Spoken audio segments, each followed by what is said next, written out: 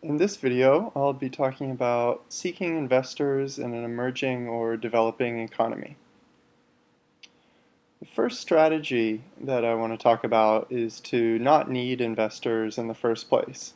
It's certainly possible to avoid having to seek external investors and still build a successful business. So the first step in the strategy is to save up the funding that you need in the very beginning from your own savings. So you might delay getting started with the business, or you might continue to work part-time while you're working on your new business in the evenings or weekends.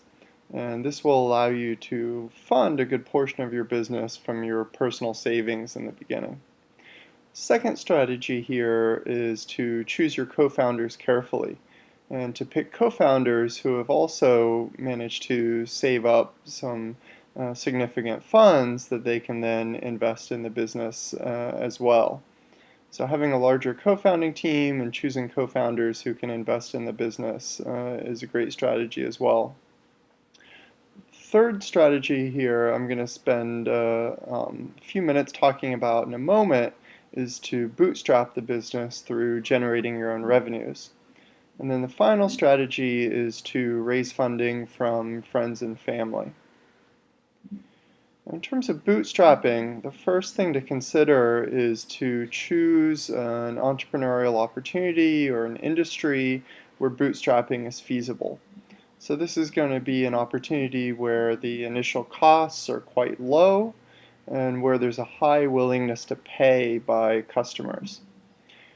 So when at all possible, you want to try to get your customers to pay you upfront.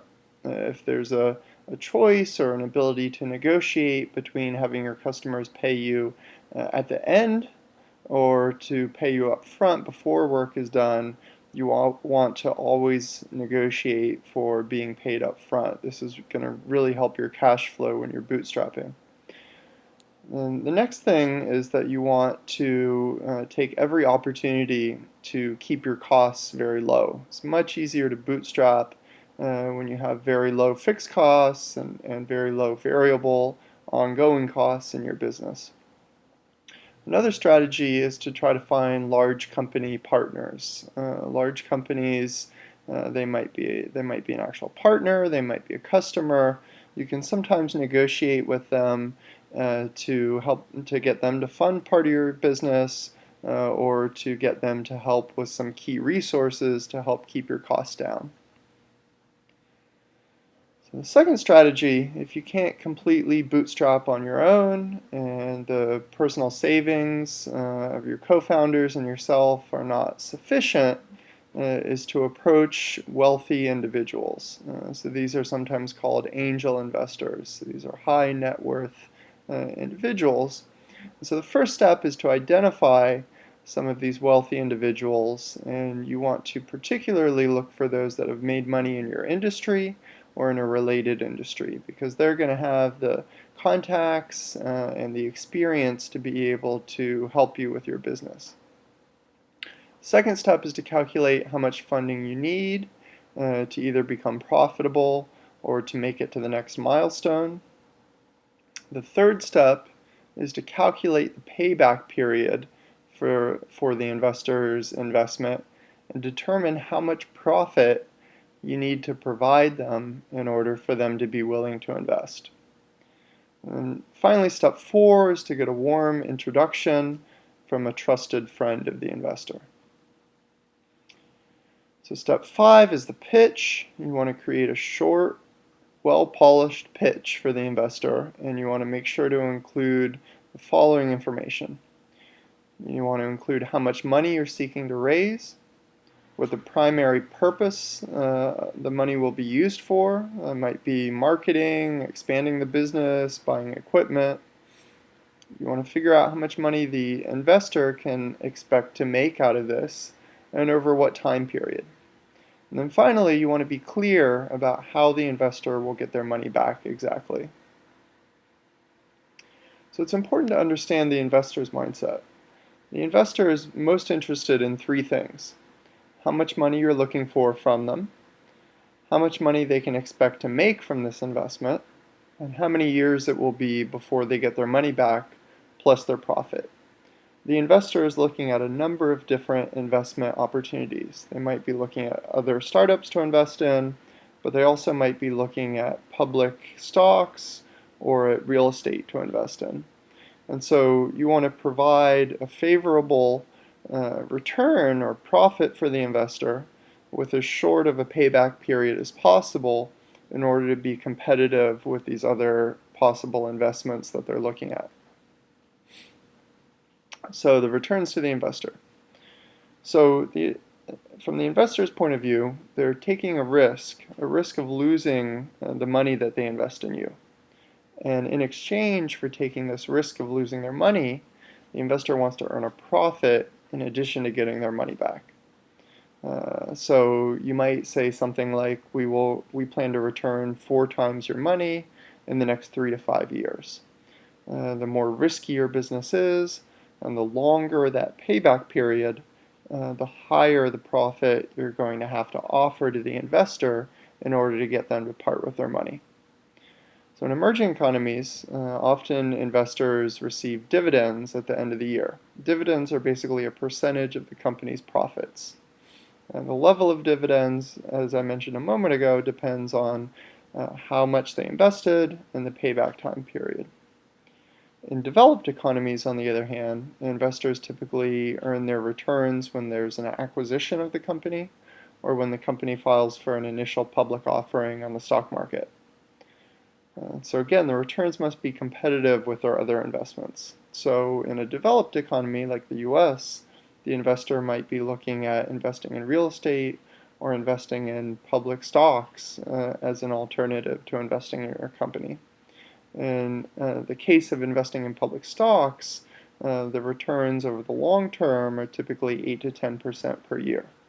So investing in a small, risky startup, the investor is taking on a lot more risk, and they're not going to be able to get their money back for a number of years, and so they're going to expect a significantly higher return than the 8 to 10% per year that public stocks offer. Okay, so what do you do when you have trouble raising money? First is try to bootstrap. Try to find more customers that are willing to pay. Second is be persistent. Most investors that you talk to are going to say no. Third is to increase the size of your list of new potential investors to talk to. Next option is that you might have to build a bigger and a more experienced founding team. You might have to ask for a smaller amount of money, but from a larger number of people. So if you're having trouble raising, let's say, $30,000 from one person, perhaps you might be able to raise $5,000 from 6 people. The next strategy is to offer a higher return, a quicker payback period, and do this by offering a larger share of the revenues or of the profits to the investor. Finally, failing all these, you may have to find a new business opportunity that's either more attractive to investors or where you can bootstrap more effectively. And then another strategy is to go back to working part-time or full-time until you can either save up the money or make enough progress in the business getting new customers to ease the financial burdens. So I have a long list of common mistakes here that I've seen, including leaving out of the pitch how much money you're looking for, what it will be spent on, and the returns to the investor. Looking for investment too early. Trying to raise investment when you could, if you were creative, find a way to bootstrap. Raising money from inexperienced investors is a big mistake. Offering a return to investors that's too low or a payback period that's too long might make it difficult to find investors.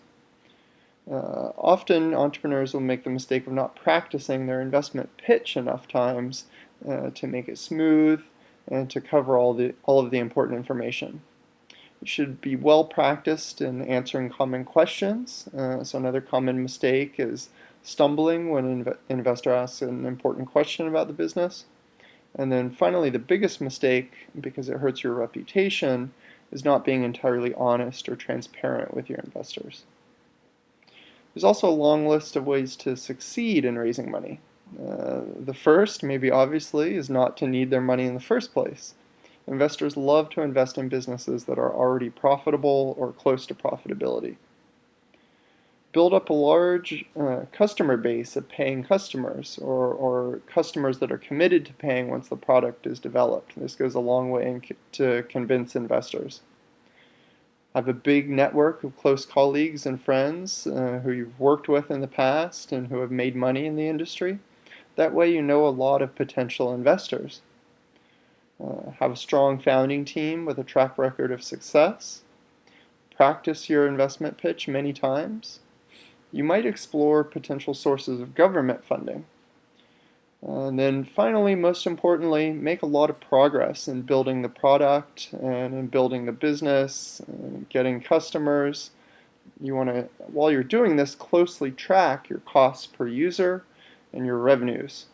So investors love to see traction in the market and a team that is really quick to execute and makes a lot of progress in a short amount of time.